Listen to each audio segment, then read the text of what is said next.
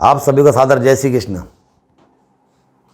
भगवान पुरुषोत्तम से लक्ष्मी नारायण से प्रार्थना करते हैं कि आपका समस्त परिवार और आप हमेशा स्वस्थ रहे, व्यस्त रहे और मस्त रहे।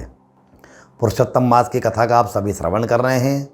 24वां अध्याय रहेगा आज। पुरुषोत्तम मास की कथा के साथ साथ आपको जो हम जानकारी दे रहे हैं जिससे आप अवगत हो रहे हैं, जानकारी अगर आपको अच्छी लग रही हो तो लाइक करें, कमेंट्स करें, बेल आइकन का बटन दबाएं, खूब शेयर करें इस वीडियो को, और हमारे चैनल को सब्सक्राइब करें जिन्होंने चैनल को सब्सक्राइब नहीं किया है। हम जानकारी शुरुआत में या मध्य में या अंत में अवश्य दे रहे हैं। जानकारी आपको अच्छी लगे खूब शेयर कीजिएगा।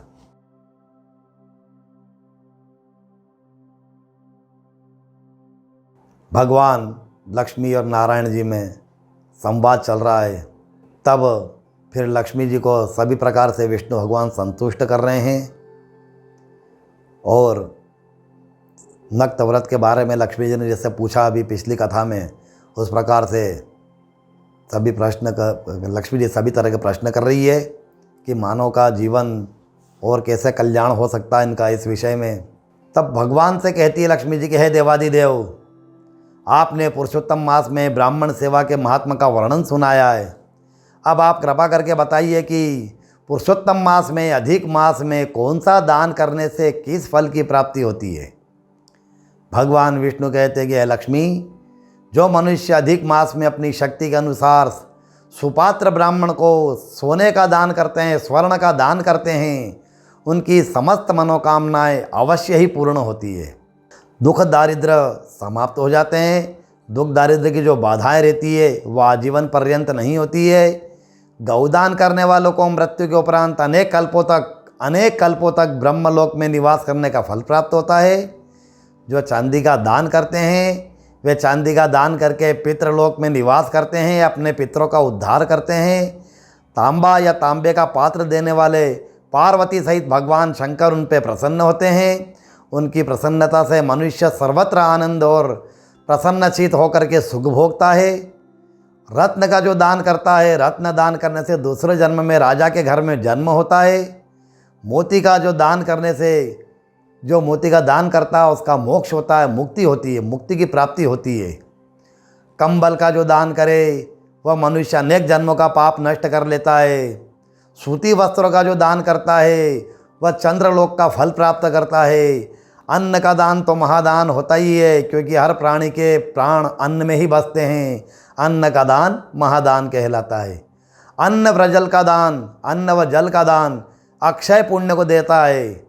जूते का, चप्पल का, पैरों में पहनने योग्य कोई जूता हो, चप्पल हो, सैंडल हो, खड़ाऊ हो, जो भी हो, ये जो योग्य वस्तु का दान करता है, मृत्यु के बाद यमदूतों की यातना उसको प्राप्त नहीं होती है। यमदूतों की यातना से मुक्ति देता है। घी और घी से भरे हुए पात्र का जो दान करता है वह सूर्यलोक का पुण्य प्राप्त करता है, सूर्यलोक का आनंद लेता है। तिल का पात्र जो दान करता है वह रुद्रलोक का पुण्य प्राप्त करता है। हे लक्ष्मी, पुरुषोत्तम मास में द्वादशी के दिन पुरुषोत्तम भगवान और शंकर महादेव का पूजन करके सुपात्र ब्राह्मण की जो भी पूजा करे, अपनी शक्ति के अनुसार पहले कहे गए वस्तुओं का दान श्रद्धा सहित संकल्प पूर्वक अवश्य करना चाहिए। और अमावस्या को उद्यापन कर्म विद्वान ब्राह्मण के द्वारा विधान पूर्वक कराना चाहिए। शुद्ध घी, इलायची, गुड़ आदि पदार्थों से बना हुआ मालपुआ, अनारस या लड्डू, ये 33 की संख्या में कांसे का पात्र या चांदी का पात्र, जो भी आपकी श्रद्धा हो, होना धातु का पात्र, कांसे का पात्र हो या चांदी का पात्र हो, अपनी शक्ति के अनुसार तांबा हो, चांदी हो, पीतल हो, कांसा हो, कोई भी पात्र हो, धातु होना, उसमें रख करके सुपात्र ब्राह्मण को अवश्य दान दे।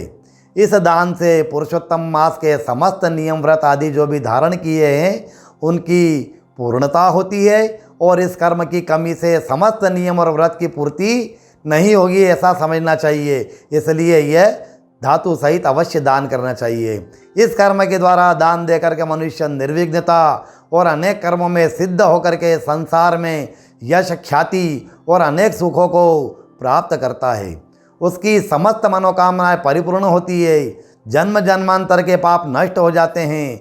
इसलिए मनुष्य को पुरुषोत्तम मास में अपनी शारीरिक शक्ति के अनुसार कोई भी नियम धारण करके श्रद्धापूर्वक द्रव्य का मोह त्याग देना चाहिए। कितने रुपए चले जाएंगे, या इतनी धातु महंगी आएगी, या वस्त्र इतना महंगा आएगा, या जूता इतने का महंगा आएगा, इस पर ध्यान नहीं देते हुए लोभ त्याग दे, मोह त्याग दे और दान अवश्य करे। दान का कर्म अवश्य करना चाहिए, क्योंकि मनुष्य की आयु एक फूटे घड़े के समान होती है, दिन प्रतिदिन कम होती जा रही है। कब आयु समापन हो जाए और कब काल का बुलावा आ जाए और कब का आपके सामने काल प्रकट हो जाए, इसके पहले आप दान कर ले। इसका कोई निश्चित समय नहीं है कि आपकी मृत्यु कब होगी। आगे आने वाला पुरुषोत्तम मास आप देख पाए या ना देख पाए, यह भी कोई निश्चित नहीं है। गंगा जी, गया, काशी, पुष्कर, रेवा, मही, शिवा, यमुना, चंद्रभागा, गोदावरी, कुरुक्षेत्र, ये सब पवित्र तीर्थ पुण्यदायक है। फिर भी पुरुषोत्तम मास के पुण्य की ये सभी बराबरी नहीं कर पाएंगे। इसलिए पुरुषोत्तम मास में दान का महत्व बहुत ज़बरदस्त होता है।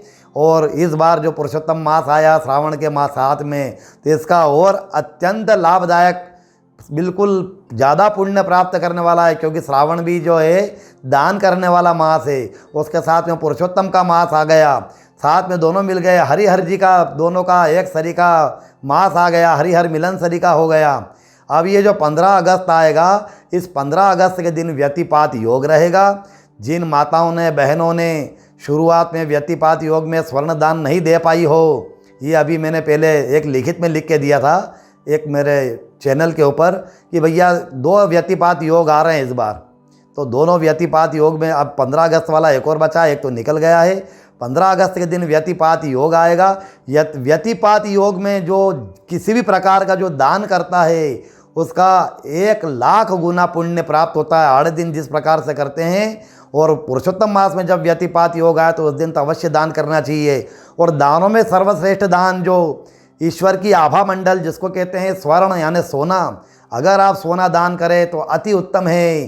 सोना दान करेंगे उसकी तो फिर कोई महिमा का गुणगान नहीं कर सकता है। तो 15 अगस्त के दिन आप चाहें तो यथाशक्ति स्वर्ण दान अवश्य करें।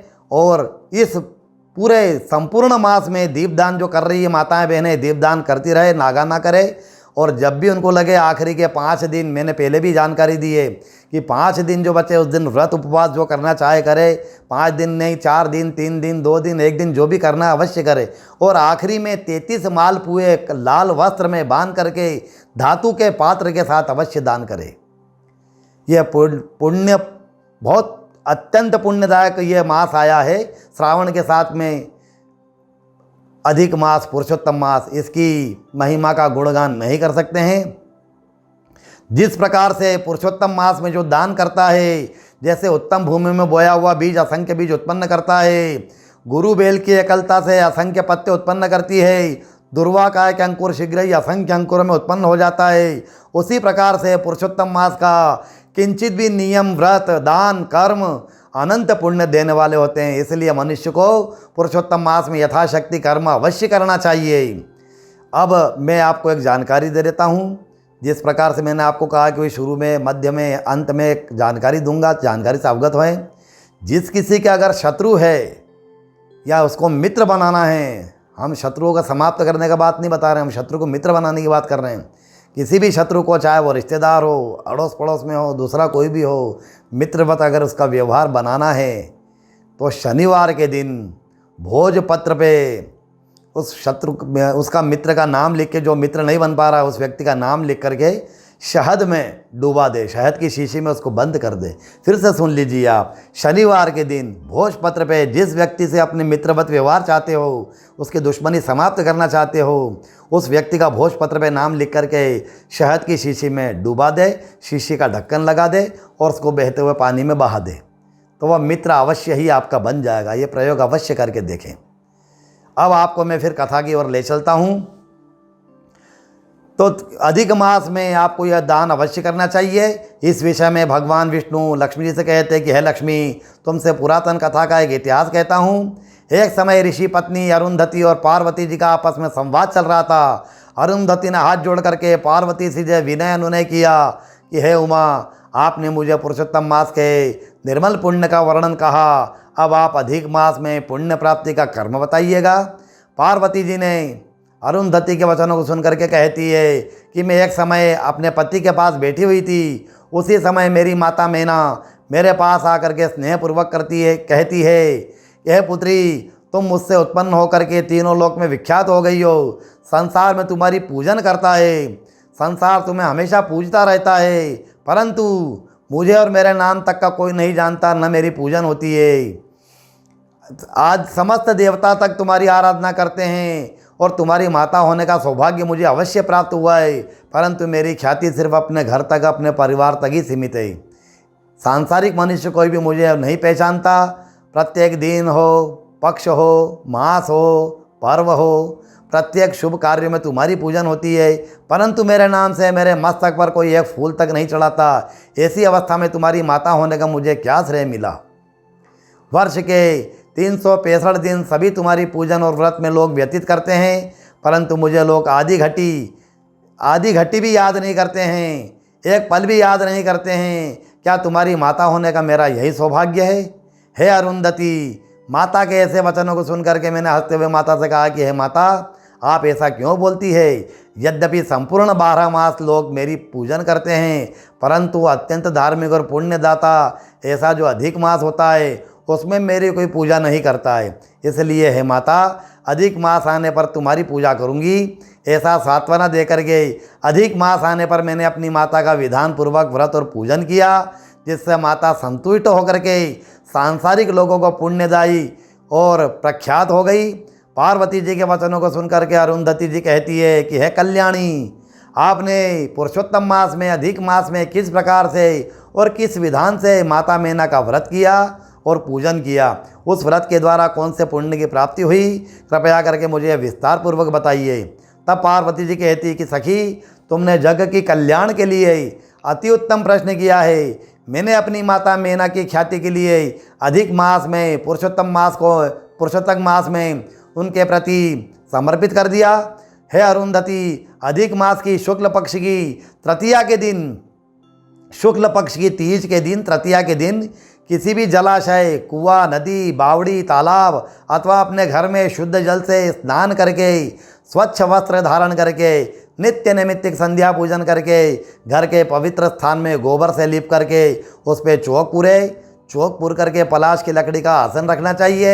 आसन पर सुंदर वस्त्र बिछा करके माता मैना की मूर्ति स्थापित करे, जो हाथी पर विराजमान हो, पति और पुत्र के सहित विराजमान हो, अनेक अलंकार और अनेक वस्त्रों से सुशोभित हो, ऐसी सुंदर माता मैना की मूर्ति को आसन पर स्थापित करना चाहिए। विद्वान ब्राह्मण के द्वारा मूर्ति की प्राण प्रतिष्ठा करावे, पाद्य अर्घ्य देवे, स्नान करावे, गंध अक्षत पुष्प धूप दीप नैवेद्य पान सुपारी फल दक्षिणा सभी समर्पित करे और श्रद्धापूर्वक समर्पित करे, आरती करे, पुष्पांजलि करे, फिर साष्टांग दंडवत नमस्कार करे और धन का लोभ त्याग धन का लोभ का त्याग करना है। संपूर्ण मास पर्यंत अखंड दीपक जला करके नित्य पूजन में श्रद्धापूर्वक इस ऋतु में उत्पन्न होने वाले फूल और जितने भी फल उत्पन्न होते हैं उन सभी स्वादिष्ट व्यंजनों को माता मैना के प्रति अर्पण करना चाहिए और शरीर में जैसी शक्ति हो उसके अनुसार व्रत उपवास करना चाहिए। एक समय भोजन का नियम धारण करना चाहिए। यदि शक्तिहीन हो शरीर तुम्हारा तो पहले या आखिरी दिन का उपवास कर ले और अंत में अमावस्या के दिन माता नैना की स्वर्ण की मूर्ति बना करके विद्वान ब्राह्मण के द्वारा पूजन का हवन करवा करके संकल्प पूर्वक वस्त्र और अलंकार के सहित मूर्ति का दान अवश्य करना चाहिए। मूर्ति का दान अवश्य करे।